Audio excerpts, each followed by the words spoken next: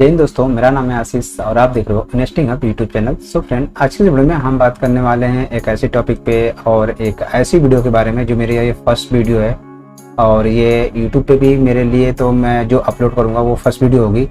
तो इसमें है क्या कि जो आजकल जो पॉलिटिक्स में जो पार्लियामेंट में भी अनुराग ठाकुर ने राहुल गांधी से उन्होंने उसकी जात पूछी थी, तो इस बात पे जो राहुल गांधी है वो भड़क चुके हैं और उसके जितने भी विपक्ष के मेंबर्स हैं वो सारे भड़के हुए हैं कि किसी पर्सन से उसकी जो जाति नहीं पूछी जा सकती। तो इसी वीडियो के इसी टॉपिक पे हमारे रौनक भाई ने इनको एक अच्छा सा वीडियो बनाया था, तो मैं सोचा कि इस वीडियो पे मैं कुछ रिएक्शन वीडियो अपलोड करूं अपने यूट्यूब चैनल पे, बिकॉज क्योंकि जो रौनक भाई हैं ये बहुत ही मुझे लगता है कि इनकी जो थिंकिंग है एक तरह से मुझसे कुछ मिलती जुलती रहती। मैं ऐसा कह नहीं सकता, लेकिन फिर भी मुझे लगता है कि इनकी वीडियो मैं सारी फिल्म देखता हूँ और इनका फ़ैन तो मैं लग गया मुझे स्कूल टाइम से ही हूँ। मैं इस वीडियो बनाने के लिए और इनसे परमिशन नहीं लिया हूँ क्योंकि मैं इनका ईमेल आईडी ढूंढ रहा था कि मैं इनसे परमिशन ले लूँ। शायद इनके ऊपर जितनी भी सारी इनकी वीडियो आती हैं, जब मैं देखता हूँ, किसी को रेफ़र करता हूँ या व्हाट्सएप पे शेयर करता हूँ,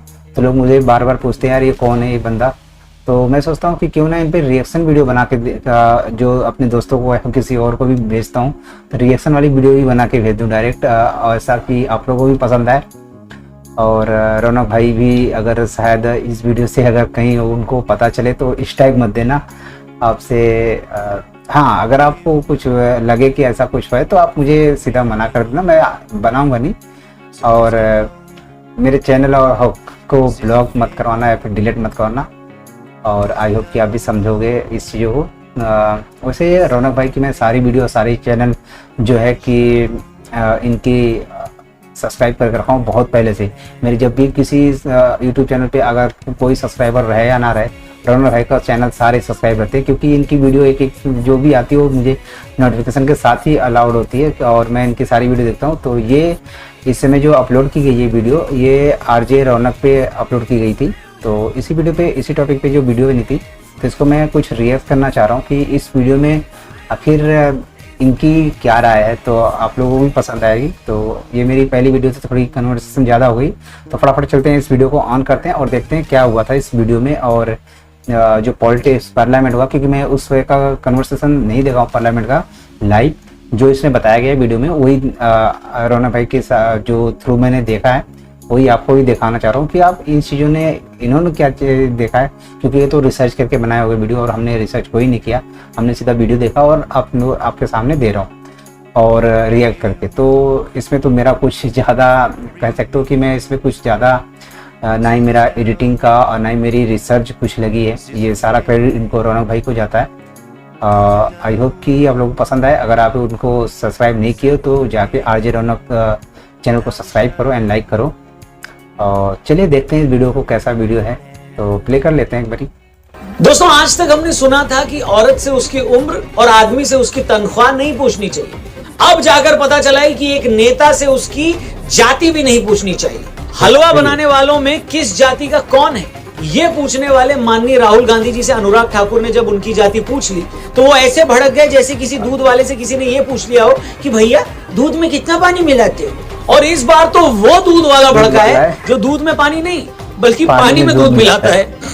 गजब बेइज्जती है। भरी संसद में राहुल गांधी की जाति पूछ लेने पर पूरा विपक्ष ऐसे भड़का हुआ है जैसे दुर्योधन ने भरी सभा द्रौपदी का चीरहरण कर दिया। लोग सवाल कर रहे हैं कि जब राहुल गांधी लोगों के बीच जाकर पत्रकारों से उनकी जाति पूछ सकते हैं, जब अखिलेश यादव सवाल पूछने पर पत्रकार से उसकी जाति पूछकर उसे शर्मिंदा कर सकते हैं, तो राहुल गांधी से उनकी जाति पूछ लेने पर दोनों इतना क्यों बिलबिला रहे हैं? इस कमरे में ओबीसी कितने हैं? हाथ उठा के दिखा दीजिए, देखिए मजा नहीं। वो आप कैमरा मैन है भैया। ओबीसी तो मैं भी हूँ। तो पिछड़े हो कि क्या? नाम क्या तुम्हारा? नहीं, नाम बताओ इनका क्या है, नाम बताओ। हाँ मिश्रा जी, अरे मिश्रा जी कुछ तो शर्म करो। और ये भाई साहब पार्लियामेंट में चिल्ला रहे हैं कि किसी का नाम नहीं पूछ सकते। अभी देखना क्या हुआ है। क्या बात है सर, क्या बात है सर। और मजे की बात यह है कि जो कांग्रेसी आज राहुल जी से उनकी जाति पूछ लेने पर अपनी और पड़ोसियों की बनियान फाड़ रहे हैं, और यही लोग कल तो प्रेस कॉन्फ्रेंस करके पूरे ब्रह्मांड को यह बताते फिर रहे थे कि आदरणीय राहुल जी का जाति और गोत्र क्या है, तब तो पूरी पार्टी पूरा जोर लगाकर राहुल जी को ब्राह्मण बताने पर तुली थी, मानो राहुल जी काशी विश्वनाथ मंदिर में मुख्य पुजारी का ऑडिशन देकर आए हो। कांग्रेस भाई मैं भी काशी का हूँ, लेकिन मैंने ऑडिशन देखते हुए नहीं देखा है, कभी देते हुए तो नहीं देखा। उपाध्यक्ष श्री राहुल गांधी हिंदू धर्म से हैं, परंतु वो जनेऊ धारी हिंदू हैं। क्या साबित करना चाहता है तू? क्या साबित करना चाहता है तू? मतलब राहुल जी भरी सभा में लोगों से उनकी जाति पूछकर उनको शर्मिंदा करे, वो ठीक। अखिलेश यादव पत्रकारों से उनकी जाति पूछकर उन्हें जलील करे, वो भी ठीक। कांग्रेसी खुद आगे आकर राहुल गांधी की जाति का सैटेलाइट चित्र दिखाएं, वो भी ठीक। और यही लोग दिन रात जातिगत जनगणना करवाने की बात बोलकर लोगों की जाति पूछने की मांग करें तो वो भी जायज है। मगर जैसे ही किसी ने इनकी जाति, जब इनकी जाति पूछी जाती तो अभी जो बोल दूंगा वो आपको सुन नहीं पाओगे, रहने दो। पूछ ली तो हाय दैया ऐसे करने लगे जैसे किसी ने गुप्त रोगी से उसका रोग पूछ लिया हो। जिसकी जात का पता नहीं वो गन्ना की बात करता है। आप जाति कैसे पूछ सकते हैं? देखो ये कह रहे हैं जाति कैसे पूछ सकते हैं, और इन्होंने अभी पत्रकार से क्या किया था। इन नमूनों का मुझे समझ नहीं आता ये क्या सोचते हैं। ये पहली पिछली बातें भूल जाते हैं या फिर ऐसे जानबूझ के करते हैं, समझ नहीं आता है इन नमूनों का मुझे तो। मैंने नाम किसी का नहीं लिया था। सही बात है। वैसे जानकारों का कहना है कि इनडायरेक्ट ही सही राहुल जी की जाति पूछकर बीजेपी ने कांग्रेस की दुखती रग पर हाथ रख दिया है, क्योंकि राहुल बाबा की असल जाति क्या है इस पर लोग तरह तरह के लोग, राय तो नहीं आधी इंडिया जानती है, तरह के सवाल करते हैं। मैं फिर से बता दूं, ये सवाल हम नहीं कर रहे, लोग पूछ रहे हैं कि भैया राहुल बाबा खुद को जनेऊधारी ब्राह्मण और दत्तात्रेय गोत्र का बताते हैं, लेकिन लोगों को लगता है कि इसमें भी कुछ झोल है। लेखक मिनाज मर्चेंट ने राजीव गांधी झोल है, अबे पूरी झोल है की जिंदगी पर एक किताब लिखी है जिसका नाम है Rajiv Gandhi the end of a dream. इस किताब में मिनाज ने बताया कि राजीव गांधी के पुरखे राजकौल एक कश्मीरी ब्राह्मण थे जो सन 1700 के आसपास एक मुस्लिम शासक के कहने पर दिल्ली में नहर के किनारे आकर बस गए थे। नहर किनारे रहने के कारण ही ये लोग नेहरू हो गए। इससे हमें यह भी पता चलता है कि पंडित नेहरू और उनकी बेटी स्वर्गीय इंदिरा गांधी जी ब्राह्मण थी, मगर इन्हीं इंदिरा जी ने 26 मार्च 1942 को फिरोज जहांगीर गांधी से शादी कर ली, जो कि पारसी रिलीजन के थे।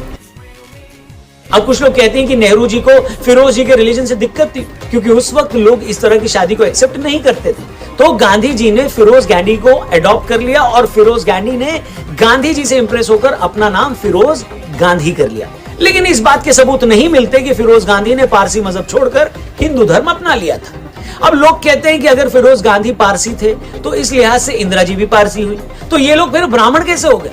और अगर ये भी मान लिया जाए कि ये गांधी ही थे, तब भी गांधी तो वैश्य यानी बनिया होते हैं, ब्राह्मण नहीं। फिर राहुल गांधी या कांग्रेस ये क्लेम कैसे करती है कि राहुल जी ब्राह्मण है, क्योंकि ब्राह्मण तो राहुल जी की दादी शादी से पहले थी। कुछ लोग यहीं पर नहीं रुकते, वो ये भी सवाल करते हैं कि सोनिया गांधी जी जो शादी से पहले कैथोलिक क्रिश्चियन थी, जिनका नाम एंटोनियो माइनो था, वो राजीव जी से शादी के बाद गांधी हो गई, तो इंदिरा जी शादी के बाद पारसी क्यों नहीं हुई? अब ऐसे कैसे हो सकता है कि होना तो चाहिए ना भाई साहब। चुनावी सुविधा के लिए आप अपनी दादी की शादी से पहले का धर्म यूज कर लो, और इसी चुनावी फायदे के लिए आप अपने पारसी दादाजी का सरनेम यूज कर लो, वो सरनेम जो खुद आपके पारसी दादा ने किसी और से ले लिया है। आपको नहीं लगता ये पूरा का पूरा केस अंदाज अपना अपना के असली रवीना कौन है वाले केस से भी ज्यादा कंफ्यूजिंग है? नहीं करेक्ट। मैं फिर दोहरा रहा हूँ, इसमें कोई भी ऐसी बात नहीं। कुछ तो कहो भाई, रौनक भाई को जो एडिटर होगा वो भी बढ़िया, ये फनी मैन है यार। ये जो पब्लिक फोरम पर नहीं है, ये ऐसे सवाल हैं जो बार बार कई प्लेटफॉर्म पर उठते रहते हैं। अब यही सवाल पूछने वाले पूछते हैं कि अगर राहुल गांधी अपनी जाति और धर्म को लेकर साफ साफ बात लोगों के सामने नहीं रख सकते, तो वही राहुल गांधी जातिगत जनगणना करवाने की बात बोलकर लोगों से उनकी जाति कैसे पूछ सकते हैं? अब लोगों का कहना है कि राहुल गांधी की खुद की जाति को लेकर ये झोल है। इसी वजह से जब अनुराग ठाकुर ने संसद में ये मुद्दा उठाया तो राहुल गांधी और पूरी कांग्रेस भड़क गई। उन्हें लगा कि किसी ने उनकी दुखती रग पर हाथ रख दिया हो। लेकिन बात सिर्फ राहुल गांधी की जाति की नहीं है। लोगों का कहना है कि आज राहुल बाबा संसद में पैर पटक पटक कर कह रहे हैं कि हम तो जातिगत जनगणना करवा कर रहेंगे। जब तक जातिगत जनगणना नहीं हो जाती, मैं किंडर जॉय नहीं खाऊंगा। अरे यार, ऐसा कैसे सुन? लोग सवाल पूछ रहे हैं कि राहुल बाबा आप जातिगत जनगणना करवाने की बात कर रहे हैं, ये भी बोल रहे हैं कि जिसकी जितनी आबादी उसका उतना हक। सब बातें ठीक है, मगर पहले ये तो बता दो कि जब आपकी पार्टी सत्ता में थी तब उसने क्या किया? सच तो ये कि बाबा साहब अम्बेडकर ने जब संविधान बनाया उस वक्त भी आर्टिकल 340 में जो ओबीसी को कोटा देने की बात करता था, मगर नेहरू जी ओबीसी कोटा देने के पक्ष में नहीं थे। बाद में इसी मुद्दे पर अंबेडकर जी नेहरू कैबिनेट से इस्तीफा भी उन्होंने दे दिया था। इतना ही नहीं, 1953 में इसी काम के लिए काका कालेलकर आयोग बना। 1955 में इस आयोग की रिपोर्ट आई।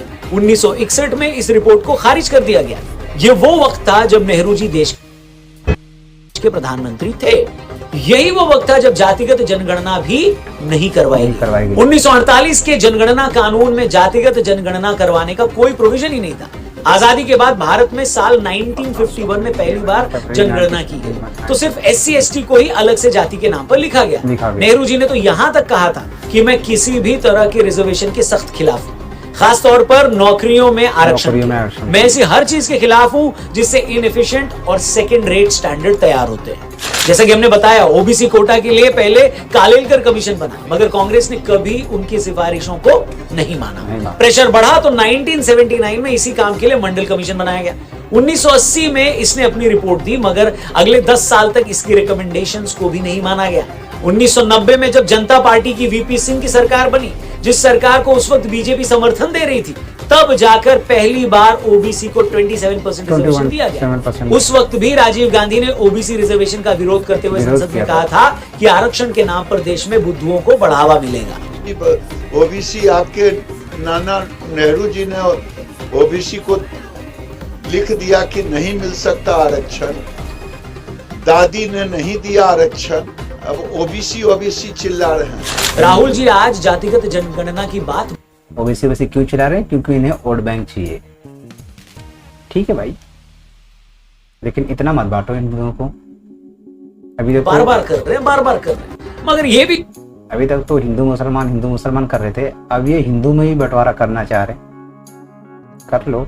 सच है कि आजादी के बाद के 68 में से 58 साल तक कांग्रेस की सरकार थी। इस दौरान जातिगत जनगणना करवाई गई क्या संजू बाबा? नहीं। 2010 के आसपास यूपीए सरकार में बाकी पार्टियों का प्रेशर बढ़ा तो 2011 में जातिगत जनगणना करवाई गई, मगर 2014 तक उसके आंकड़े भी रिलीज नहीं किए गए। मतलब कांग्रेस का ये पूरा ट्रैक रिकॉर्ड बताता है कि इतने सालों तक सरकार में रहने के बाद भी नेहरू जी से लेकर इंदिरा जी, राजीव जी और सोनिया गांधी के सत्ता में रहने या सत्ता का कंट्रोल अपने हाथ में होने के बावजूद जातिगत जनगणना और ओबीसी रिजर्वेशन को लेकर कुछ किया गया क्या संजू बाबा, बताइए? नहीं। इनफैक्ट जो 27% ओबीसी रिजर्वेशन आज आप देख रहे हैं, वो भी 1990 में गैर कांग्रेसी सरकार बनाने पर इंप्लीमेंट हुआ था। ईडब्ल्यूएस के लिए जो 10% रिजर्वेशन है, वो बीजेपी सरकार के टाइम आई। मजे की बात यह है कि जिस गांधी सरनेम के नाम पर राहुल गांधी आज अपनी सारी राजनीति करते, अपनी दादी श्रीमती इंदिरा गांधी जी के बलिदान की दुहाई देते राहुल बाबा थकते नहीं। उन्हीं इंदिरा जी के वक्त में कांग्रेस पार्टी का एक नारा था, न जात पर न पात पर मुहर लगेगी हाथ पर। मतलब जात पात पर वोट नहीं पड़ेगा, सिर्फ हाथ पर पड़ेगा। मगर आज यही राहुल बाबा हाथ धोकर इसी जात पात की राजनीति के पीछे पड़े हुए हैं। कुछ ऐसे लोग हैं, कुछ ऐसे तबके हैं जो जाति के नाम से समाज को चोट पहुंचाते हैं। ये है हमारी कमजोरी। इसकी कितनी आबादी है हम जानते हैं कि हिंदुस्तान की सरकार में सेक्रेटरीज अगर आप देखें तो दलित, आदिवासी और ओबीसी वर्ग से सिर्फ 7% आते हैं। अरे बाप रे, ये तो बहुत चालू आदमी है। एक पल के लिए अगर हम इस बात को किनारे भी कर दें कि चलो वो पुरानी कांग्रेस थी, हो सकता है उसकी रिजर्वेशन पर अलग सोच हो, आज की कांग्रेस अलग है, मगर फिर भी सवाल ये खड़ा होता है कि अगर जातिगत जनगणना करवा भी ली तो होगा क्या? कांग्रेस कहती है इससे ये पता लगेगा कि किस जाति की आज क्या स्थिति है, किसके पास कितने संसाधन है। इसलिए 2024 चुनाव से पहले उन्होंने नारा दिया था कि जिसकी जितनी आबादी उसका उतना हक। मगर बिहार हो या कर्नाटक, बार बार ये जब भी किसी राज्य सरकार ने टोटल रिजर्वेशन को 50% से बढ़ाने की कोशिश की है तो उसकी ये कोशिश अदालत में नहीं टिकी। इसका मतलब आज जातिगत जनगणना की बात करके जातियों को उनकी आबादी के हिसाब से रिजर्वेशन देने की बात कर रही है। उन्हें भी ये पता है कि ऐसा कुछ भी नहीं होने वाला, यानी वो रिजर्वेशन बढ़ाने का झुंझुना देखकर सिर्फ पॉलिटिक्स कर रही है। उससे भी आगे जाकर समझें तो जातिगत जनगणना की ये बात सिर्फ हिंदुओं को जाति के नाम पर बांटने की कोशिश लगती है, और ये कोशिश हाल के लोकसभा चुनाव में थोड़ी सफल भी। हाँ, कुछ नमूने थे जो कि कह रहे थे कि जो अभी करंट टाइम जो बीजेपी की सरकार बनेगी तो कहीं ये संविधान में पता नहीं क्या क्या चेंजेस करेंगे, इनको जीने नहीं देंगे। ये सफल भी हुए थे कुछ तक, लेकिन कुछ चंदों की वजह से। कोई बात नहीं, मैं ऐसा नहीं कहता कि जो बीजेपी है वो बहुत ही बढ़िया काम कर रही है या फिर जो कांग्रेसी है वो बढ़िया काम करेंगे, ऐसा नहीं है। ये दोनों ही अपना अपना फ़ायदा देख रहे हैं। लेकिन एक हद तक कहा जाए तो कुछ ऐसे कांग्रेसी हैं जो ऐसी चीज़ों को करते हैं जो अपने आप को कहने पर मजबूर करते हैं कि ठीक है भाई, जो भी है बीजेपी ठीक है। क्योंकि इन नमूनों को देख के, इनके जो डायलॉगबाजी है, इनके जो पॉलिटिक्स करने का तरीका और इनके जो भाषण देने का तरीका है, जो कहने का, वो पसंद नहीं आता कई बार ही। मजबूरी में हमें बीजेपी को वोट देना पड़ता है और बीजेपी ये खुद चीज़ एक्सेप्ट करती है कि वो खुद कहते हैं कि हमसे बेटर कोई ला के दे दो। आधी पब्लिक तो खुद परेशान है कि हम इससे अच्छा तो इसको वोट दे दें। फिर ये बात सही है। हुई जब कुछ पार्टियां लोगों को कन्विंस करने में कामयाब हो गई कि अगर बीजेपी को 400 सीटें मिल गई तो वो संविधान बदलकर आपका रिजर्वेशन खत्म कर देगा। हम यहाँ फिर अंडरलाइन कर दें बॉस कि हम जातिगत जनगणना के खिलाफ नहीं, क्योंकि अगर सच में ये काम होता है तो सोशल वेलफेयर की स्कीम्स अच्छे से चलाई जा सकेंगी। सरकार को पता लग सकेगा कि कौन ज्यादा जरूरतमंद है, किसे मदद की ज्यादा जरूरत है। मगर कोई भी पार्टी अगर जातिगत जनगणना की बात बोलकर सिर्फ और सिर्फ हिंदुओं को आपस में बांटना चाहती है तो ये हिंदुओं को तय करना चाहिए कि इस तरह की पॉलिटिक्स से कैसे निपटना है। क्या क्या बात कर रहे हैं? क्योंकि अगर आप बीजेपी को इस बात के लिए क्रिटिसाइज करते हो कि वो धर्म की राजनीति करती है, तो आप भी जाति की राजनीति करके उससे बड़ा गुनाह कर रहे हैं। गलत दोनों ही है। धर्म की राजनीति करने वाला ऐसा करके कम से कम एक धर्म के लोगों को तो आपस में जोड़ रहा है। जातिगत राजनीति करने वाला तो एक ही धर्म की जातियों को आपस में लड़वा कर उस धर्म को ही कमजोर कर रहा है। बताइए। ऊपर से जब हम ये देखते हैं कि इन्हीं राहुल गांधी ने 2010 में अमेरिका के राजदूत टिमोथी रोमर से कहा था कि भारत को असली खतरा लश्कर तैयबा से ज्यादा कट्टरपंथी हिंदू संगठनों से है, तो शक पैदा होता है कि आपका मकसद क्या है बॉस। बस इसी वजह से ये नमूना मुझे पसंद नहीं है। हम यार अपने देश में कैसे भी रहें, कैसे भी जो हमारी पॉलिटिक्स है या फिर जो भी है, हम अपनी लड़ाई खुद लड़ें, आपस में लड़ें, जो ठीक है। बाहर ढिंडोरा पीटने की क्या जरूरत है कि नहीं हमारे यहाँ ऐसा हो रहा है वैसा हो रहा है, वो हमारा क्या कर लेंगे और तू वहाँ बता के क्या कर लेगा, यहाँ पे क्या करवा लेगा। क्या बात है यार।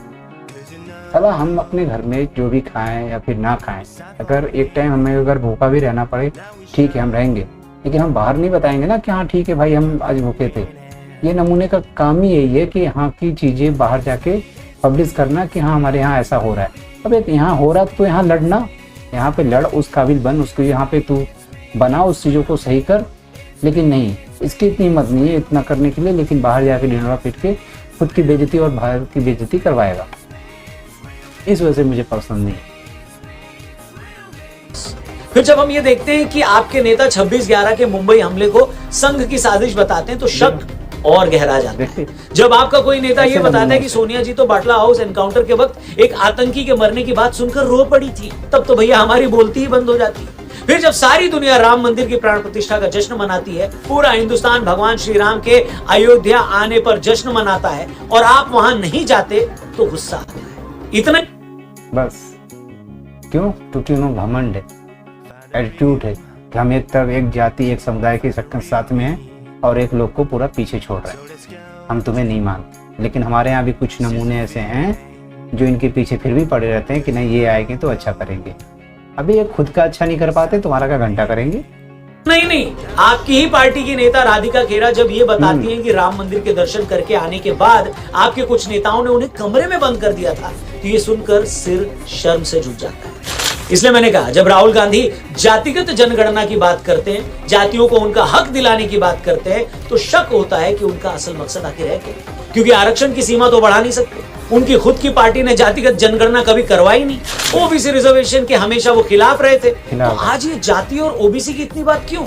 और पास्ट में आपने हिंदुओं के खिलाफ जो बयान दिए हैं ना भैया, उससे यही लगता है कि जाति की राजनीति बहाना है, आपको इस जाति के मुद्दे के बहाने हिंदुओं को कमजोर करना। क्योंकि आपको पता है कि हिंदू कमजोर होगा, जातियां बटेंगी, तभी आप चुनाव जीतोगे। ऊपर से हंसी इस बात पर भी आती है कि जब आपसे आपकी जाति पूछो तो भड़क जाते हो।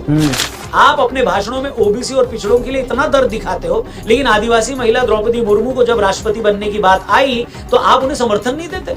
जब दलित उम्मीदवार रामनाथ कोविंद जी को राष्ट्रपति बनाना हुआ तब भी आप साथ नहीं आए, और सारा सामाजिक न्याय आप इस चीज में ढूंढते हैं कि हलवा सेरेमनी में कितने ओबीसी थे।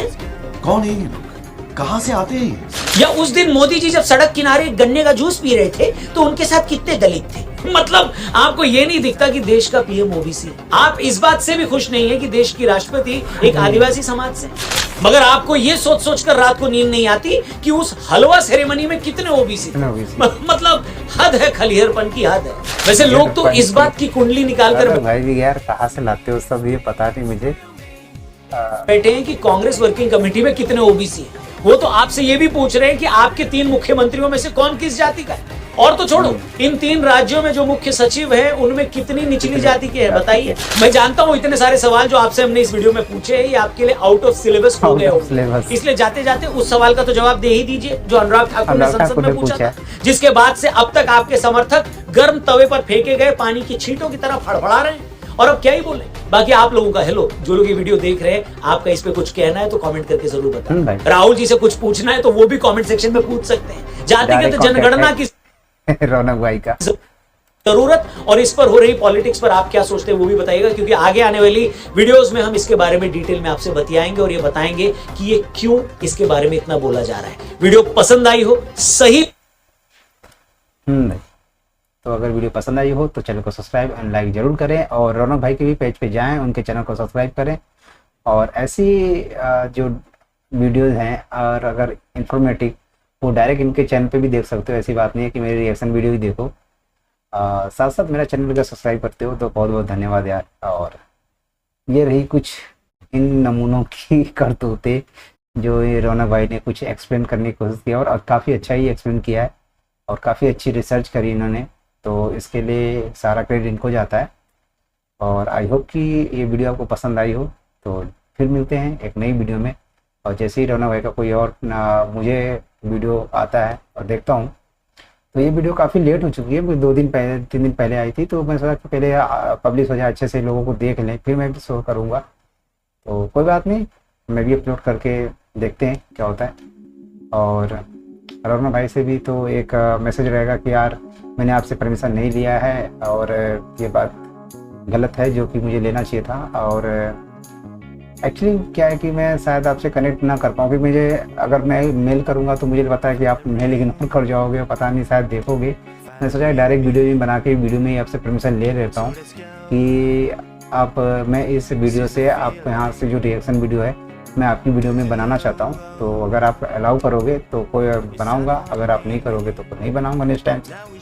तो ये रही डायरेक्ट वीडियो बनाने की बात, और फिर मिलते हैं एक नई वीडियो में, तब तक के लिए जय हिंद।